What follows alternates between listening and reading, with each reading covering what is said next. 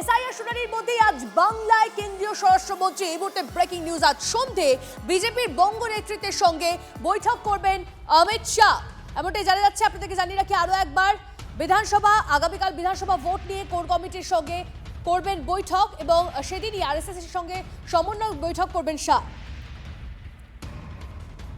আরো একবার আপনাদেরকে জানিয়ে রাখি, এই মুহূর্তে যে খবরে নজর রেখেছি, রাজ্য বিজেপি ও আরএসএস এর সঙ্গে বৈঠক করবেন অমিত শাহ। সায়ন্ত আমাদের প্রতিনিধি আমাদের সঙ্গে রয়েছে, সরাসরি সায়ন্তর সঙ্গে কথা বলবো। সায়ন্ত, অমিত শাহ তিনি বঙ্গে আসতে চলেছেন এবং বৈঠক রয়েছে বঙ্গ বিজেপির সঙ্গে।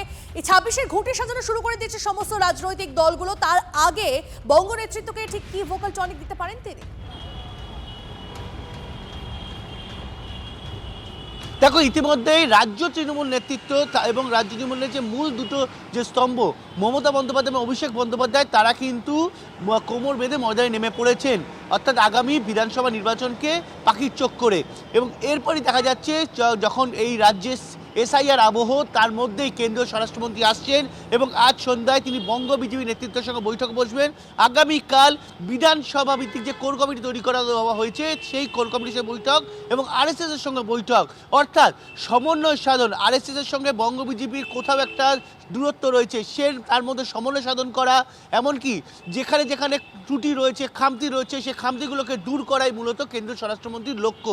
দেখো, পশ্চিমবঙ্গ যে পাখির চোখ, তা বিহার ভোটের রেজাল্ট ফলাফলের দিনই কিন্তু প্রধানমন্ত্রী নরেন্দ্র মোদী পরিষ্কার করে দিয়েছিলেন এবং তারপরই কেন্দ্রীয় প্রধানমন্ত্রী বারবার এসেছেন।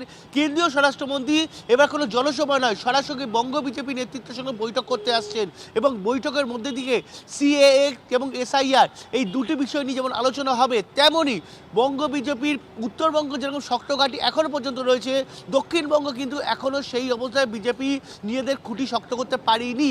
সেই জায়গায় দাঁড়িয়ে কোথায় কোথায় কীভাবে নিয়ে সংগঠনকে সাজাতে হবে, কোথায় কোথায় সংগঠনের কাকে কাকে সেই জেলাগুলো বা সেই নির্দিষ্ট অংশগুলোকে ন্যস্ত করা হবে, সেই বিষয়টি কিন্তু মূলত অমিত শাহ আজকে বঙ্গ বিজেপির সঙ্গে বৈঠকে বুঝিয়ে দেবেন।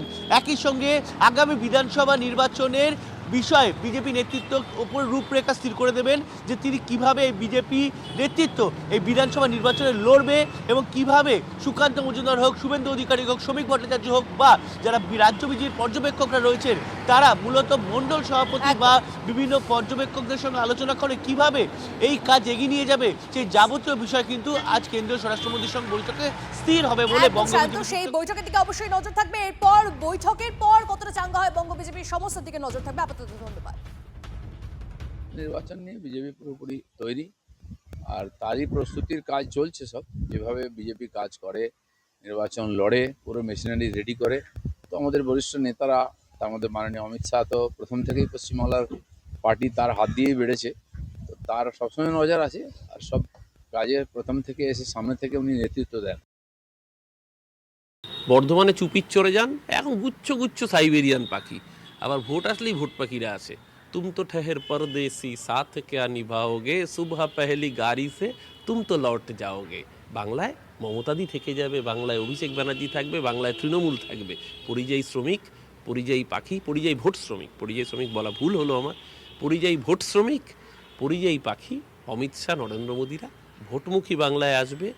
চার্টার্ড ফ্লাইট থাকবে, স্পেশাল হ্যাঙ্গার তৈরি করা হবে দমদম বিমানবন্দরে, সাধারণ মানুষের ফ্লাইটে উঠতে অসুবিধা হবে। ওনারা আসবেন, ভোট শেষ হবে, যেদিন রেজাল্ট বেরোবে, ওই গতবার ডায়লগ দিয়েছিল 2 মई দিদি গেই, लेकिन दीदी तो यहाँ रह गई। অমিত শাহ, নরেন্দ্র মোদী आप लोग चली गई, फिर 1.5 साल बंगाल वापस ना आई।